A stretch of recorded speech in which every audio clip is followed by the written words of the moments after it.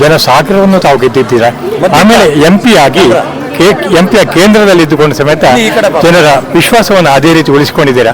ಇವತ್ತು ಬ್ರಾಹ್ಮಣ ಮಹಾ ಸಮ್ಮೇಳನ ಆಗ್ತಾ ಇದೆ, ತಾವು ಆಗಮಿಸಿದ್ದು ನಮಗೆಲ್ಲರಿಗೂ ತುಂಬ ಸಂತೋಷ ಆಗಿದೆ. ಇದರ ಬಗ್ಗೆ ತಮ್ಮ ಅನಿಸಿಕೆ ಎರಡು ಮಾತುಗಳು ತಿಳಿಸ್ತೀರಾ? ಅಂದರೆ ಇವತ್ತು ಅಖಿಲ ಕರ್ನಾಟಕ ಬ್ರಾಹ್ಮಣ ಮಹಾ ಸಭೆದೆ ಸಮ್ಮೇಳನ ನಡೀತಾ ಇರೋದು ಬಹಳ ಸಂತೋಷ ತಂದಿದೆ. ಯಾಕೆಂದರೆ ನಿಮ್ಮ ಘೋಷವಾಕ್ಯ ಕೂಡ ಬಹಳ ಚೆನ್ನಾಗಿದೆ. ಅಖಿಲ ಕರ್ನಾಟಕ ಬ್ರಾಹ್ಮಣರ ಸಮ್ಮೇಳನದ ಈ ಘೋಷವಾಕ್ಯ ಅಂದರೆ ಸಂಸ್ಕಾರ, ಆಮೇಲೆ ಸ್ವಾವಲಂಬನೆ ಮತ್ತು ಸಂಘಟನೆ. ಯಾಕೆಂದರೆ ಇವತ್ತು ಈ ಸಮಾಜ ಎಲ್ಲ ಕ್ಷೇತ್ರಗಳಲ್ಲೂ ಕೂಡ ಒಂದು ಕೊಡುಗೆಯನ್ನು ಕೊಟ್ಟಿದೆ. ಅದು ಆಧ್ಯಾತ್ಮಿಕ ಕ್ಷೇತ್ರ, ಶೈಕ್ಷಣಿಕ ಕ್ಷೇತ್ರ, ವಿಜ್ಞಾನ ಮತ್ತು ವಾಣಿಜ್ಯ ಆಗ್ಬೋದು, ಅಥವಾ ಇವನ್ ಬಾಹ್ಯಾಕಾಶ ಇದು ಇನೋವೇಷನ್ಸ್ಗಳಾಗ್ಬೋದು.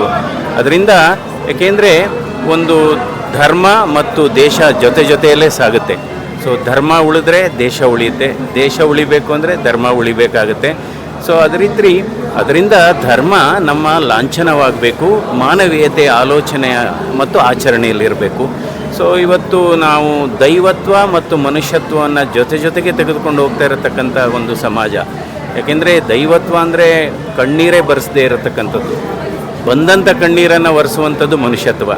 ಸೊ ಅದರಿಂದ ವೇದವನ್ನು ಹೇಳುವುದರ ಜೊತೆಗೆ ವೇದನೆಯನ್ನು ಅರ್ಥ ಮಾಡಿಕೊಂಡಂಥ ಸಮಾಜ ಇದು. ಅದರಿಂದ ಈ ಸಮಾಜದ ಬಗ್ಗೆ ನಮಗೆ ವಿಶೇಷವಾದಂಥ ಗೌರವ ಇದೆ.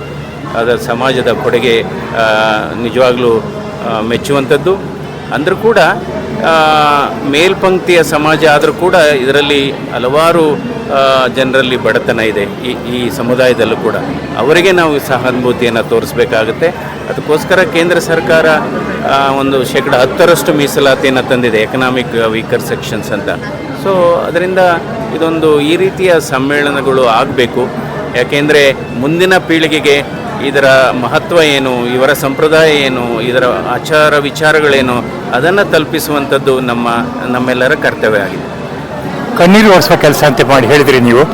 ತಮ್ಮ ವೃತ್ತಿಯಲ್ಲಿ ಬಹಳಷ್ಟು ಜನರ ಕಣ್ಣೀರು ಒರೆಸಿದ್ದೀರಿ, ಧರ್ಮವೇ ಲಾಂಛನ ಆಗಬೇಕು ಅಂತ ಹೇಳಿದಿರಿ. ಸರಿಯಾದ ಮಾತುಗಳನ್ನ ಆಡಿದ್ದೀರಾ. ನಿಮ್ಮ ಮಾತುಗಳಿಗೆ ನಾವೆಲ್ಲ ಮನಸ್ಸೋತಿದ್ದೀವಿ. ನಿಮಗೆ ವಂದನೆಗಳು, ಅಭಿನಂದನೆಗಳು.